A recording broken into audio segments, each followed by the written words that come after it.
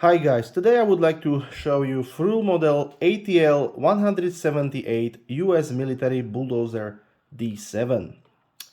These trucks are 135. Inside of the box you can find 72 links. And let's see what is inside. So, inside of the box you can find these metal plates. See? From both sides.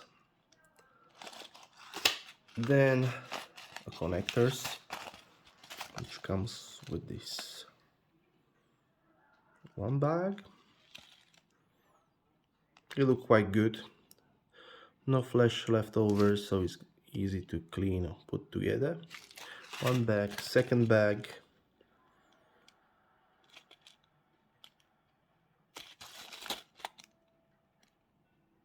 There we go.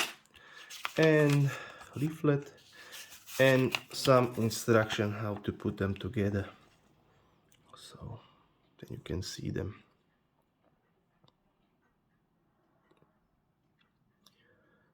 Okay, so I hope this video will help you to choose wisely, and thank you very much.